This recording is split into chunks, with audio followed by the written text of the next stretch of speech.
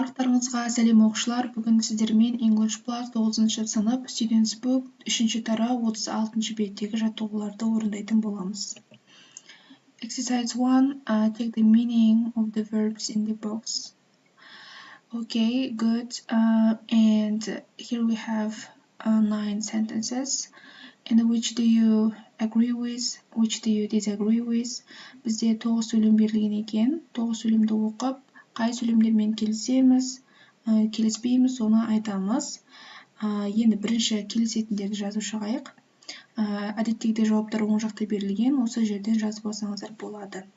I agree with, if I was president, I'd promote environmental studies more in schools because students need to learn how to protect our planet.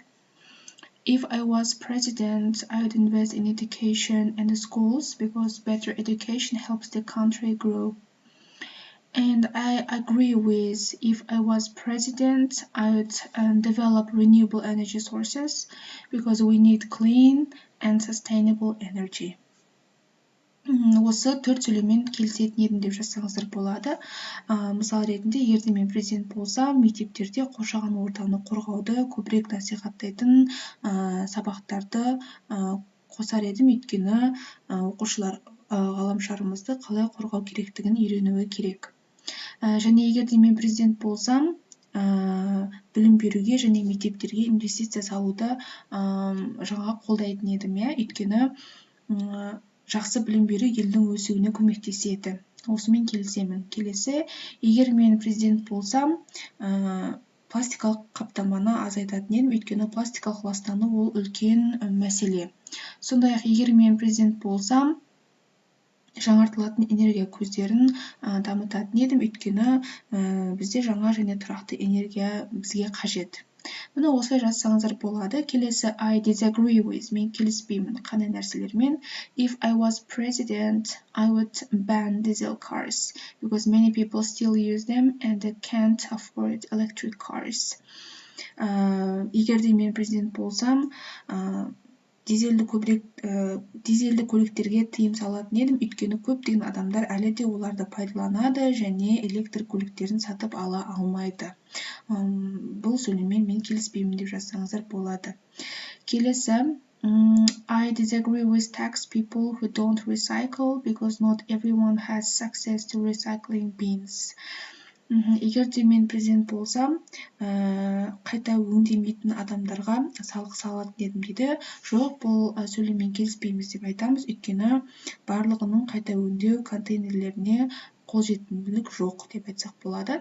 Келесі, if I was president, I would allow in migrants from war-torn countries. Why? Because it may be difficult for the country to provide enough resources. Егер де мен президент болсам, мигранттарға рұқсат беретін едім дейді. Жоқ, келіспейміз, өйткені елге жеткілікті ресурстармен қамтамасыз ету қиын болуы мүмкін, адам санының көбеюіне. Келесі, if I was president, I would introduce a tax on meat products because meat is an important food for many families. Егер де мен президент болсам, ет өнімдеріне салық енгізу дейді. Салық енгізетін едім деген сөйлем бар екен. Бұл сөйлеммен біз келіспейміз, өйткені ет көптеген отбасылар үшін маңызды азық-түлік болып табылады. Келесі, if I was president, I would stop pollution of the oceans. I don't disagree with this. I actually maybe agree because protecting the ocean is very important деп айтсақ болады. Okay. Stop pollution of the oceans мына осы сурет бойынша айтып отырмыз. Яғни, егер де мен президент болсам, мұхиттардың ластануын тоқтататын едім дейді. Біз бұған келіспейміз, бірақ шын мәнінде келісуге болады, себебі мұхитты қорғау ол өте маңызды болып табылады. Мұны осы секілді өздеріңіздің жауаптарыңызды берсеңіз болады. Бірінші сөйлемді қойсыздар, if I was president, I would promote environmental studies more in schools деген секілді. Ары қарай осы нәрсемен сіздер келісесіздер ме, келіссеңіздер неге, келіспесеңіздер неге деген секілді сұрақтарға жауап береміз. Okay, exercise 2. Listen to Sophie and the Ruffs talking about what they would do if they were president. Which ideas from exercise 1 do they mention? Бұл екінші тапсырма бізде listening тапсырмасы. Listening бойынша тыңдалымды тыңдап, олар егер презент болатын болса, оларда қандай идея туындады, соны айтасыздар. Не нәрсені өзгертетін еді деген секілді, ол жауаптары мынандай болады. Tax super rich sport stars build better schools, rise the price of petrol деген секілді. Яғни өте бай спорт жұлдыздарына салық салу, жақсы мектептер салу, бензин бағасын көтеру деген секілді мәселелерді айтқан екен. Егер де мен президент болсам, осында салық салатын едім деген секілді аудионы тыңдасаңыздар түсінікті болады. Exercise 3, listen again and complete the sentences. Бұл жерде listeningді қайтадан тыңдап, сөйлемді ары қарай жалғастырамыз. Мысал ретінде, if Sophie was president, she would introduce a new tax. Егер София президент болса, ол жаңа салық енгізетін еді. If classrooms were more comfortable, people would be happier at school. Егер сыныптар жайлырақ болса, адамдар мектепте бақытты болатын еді. If Ross was president, he would build better schools and raise the price of petrol. Егер Росс президент болса, ол жақсы мектептер салатын еді және бизнес бағасын көтеретін еді. If Rose was a politician, and Sophie would... жоқ, біз төртті қалдырып кеттік, If petrol was more expensive, people wouldn't use cars. Егер бензин қымбатырақ болса, адамдар машиналарды пайдаланатын еді. Қымбатырақ болғанда was more expensive, пайдаланбайтын еді адамдар машиналарды. Next, if Rose was a politician, Sophie would vote for him. Егер Rose саясаткер болса, Софи оған дауыс беретін еді. Мына осылай сөйлемдерді жалғастырып жазады екенбіз. Жауаптарын осы оң жақтан жазып алсаңыздар болады. Exercise 4. Activate working pairs. Read the policies in exercise number 1 again and replace the underlined words with your own ideas and present 5 of the most important ideas to the class and give you reasons дейді. Бұл тапсырма енді жазбаша тапсырма болып отыр. Бұл жерде бірінші тапсырмадағы сөйлемдерге байланысты жазамыз тапсырманы. Және де өзіміздің сөзімізбен жазамыз. Underlined words with your own ideas деп. Бірінші тапсырмаға қарасаңыздар, бізде underlined words бар, арты сызылған сөздер бар. Соларды өзіміздің сөзімізбен жазамыз. Және соңында біз сыныпқа ең маңызды 5 идеяны ұсынып, өз дәлелдемемізді айтады екенбіз. Мысал ретінде былай айтсақ болады. I would promote healthy lifestyle lessons more in schools because teenagers need to learn how to stay healthy деп айтсақ болады. Яғни, мен мектептерде салауатты өмір салты сабақтарын көбірек насихаттайтын едім, себебі жас өспірімдер денсаулығын қалай сақтау керегін үйренуі керек. Келесі екінші сөйлемді былай өзгертсек болады. I would ban single-use plastic bags because they create a lot of rubbish деп айтсақ болады. Яғни, бір рет қолданылатын пластик пакеттерге тыйым салатын едім, себебі олар көп қоқыс шығарады. Келесі, I would stop cutting down forests because forests are home to many animals. Мен ормандарды кесуді тоқтатар едім, себебі ормандар көптеген жануарлардың мекені.